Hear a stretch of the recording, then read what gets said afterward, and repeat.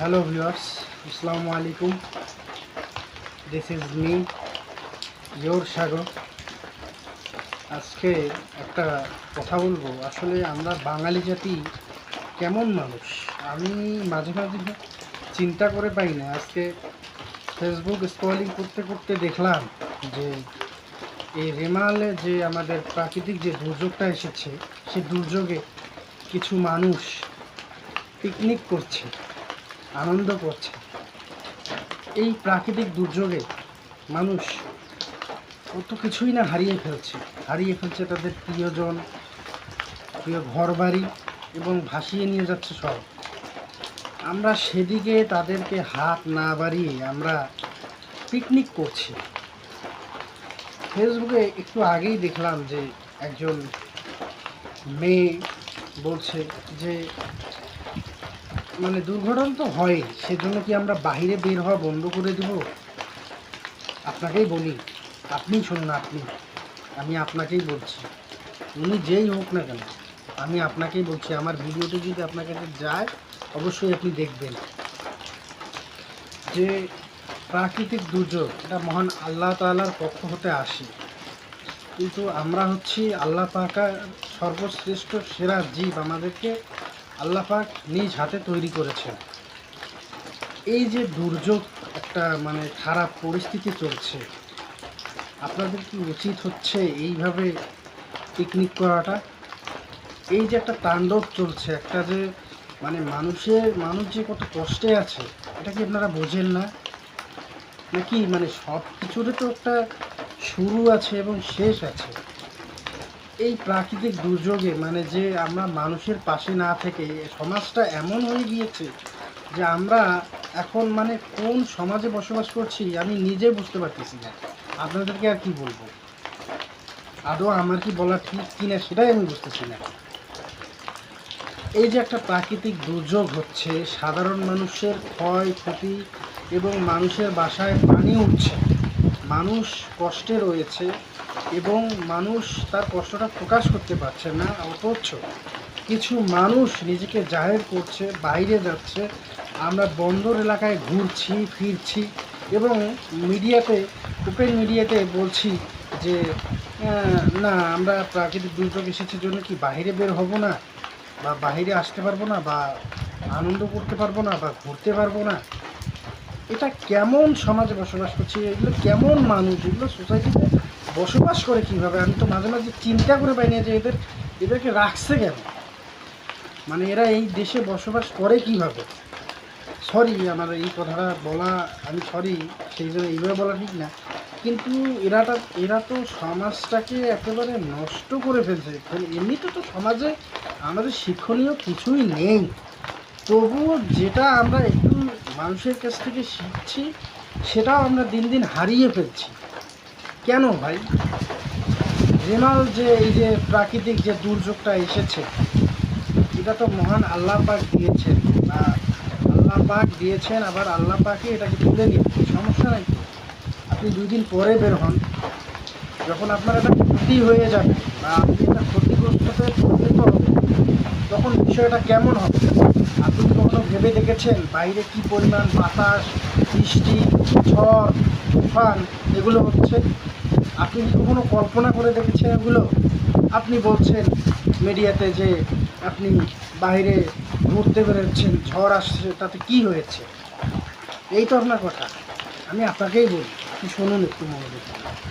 এই যে প্রাকৃতিক দুর্যোগের সময় আপনি মানুষের পাশে দাঁড়াতে নাই পারেন, সেটা আপনার একান্ত ব্যক্তিগত ব্যাপার, কিন্তু আপনি যেভাবে জাহির করছেন, এটা কি আদৌ আপনি ঠিক করছেন? আপনি সমাজকে কি দিচ্ছেন? আপনার কাছ থেকে মানুষ কি শিখবে? আমরা কি শিখব? বা আমাদের মাত্র আরও অনেকেই আছে যারা তরুণ, তারা কি শিখবে? এখন আপনি বলতে পারেন, আমি কি শিক্ষক যে শিখাইতে আসছি? বলতে পারেন আমি কি শিক্ষক, আমি কি আপনাকে শিখাইতে আসছি বা আমাকে অনুসরণ করুন, এই কথাটা তো বলবেন না। কিন্তু আপনি একটা জিনিস ভেবে দেখেন তো, এই প্রাকৃতিক দুর্যোগে মানুষের অবস্থা এতটাই খারাপ যে তারা আশ্রয় কেন্দ্রে যা উঠছে, মানুষ নিজে বাঁচার জন্য আশ্রয় কেন্দ্রে যা উঠছে, আর আপনারা সেই সাগর পাড়ে যাচ্ছেন মজা নেওয়ার জন্য, চিল করার জন্য।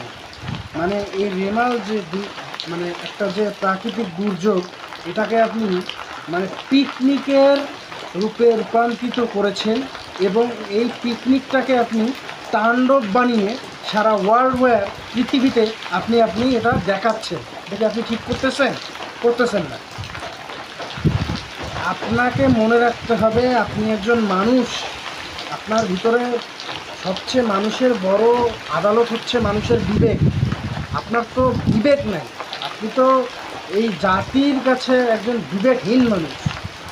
আপনি কি কখনো ভাবছেন আপনি ভালো আছেন, আপনার পরিবার হয়তো ভালো আছে, কিন্তু আর মানুষগুলো যে ভালো নেই সেটা আপনাকে কে বোঝাবে? আপনার এতটুকু কমন সেন্স নেই। আপনি মিডিয়াতে প্রকাশ করছেন যে দুর্যোগ হয়েছে, তাতে কি হয়েছে, যাওয়া যাবে না।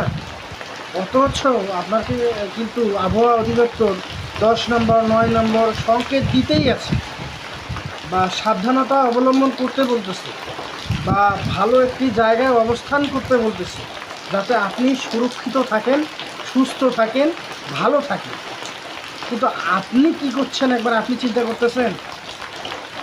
তখন আপনি বলতে পারেন যে সাগর ভাই এসব কী বলে, আমরা তো ভালোই আছি। আরে আমরা যারা শহরে বসবাস করছি তারাও কষ্টে আছে।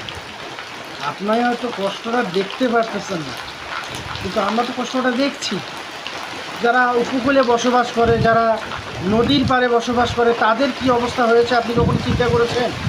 আপনি এসে সোশ্যাল মিডিয়াতে সুন্দরভাবে বলছেন আমি ভালো আছি, আমি তো ঘুরতে এসেছি। ঘোরাটা আপনার জন্য ইম্পর্টেন্ট হয়ে গেল? ঘোরাটাকে আপনি এনজয় করছেন, আনন্দের সহিত বলছেন, আর 10 জনের কী হচ্ছে সেটা আপনি দেখছেন না। একবার চিন্তা করার প্রয়োজনও মনে করেন না? বিবেক বুদ্ধি সব কি আপনাদের লোপ পেয়ে গেছে?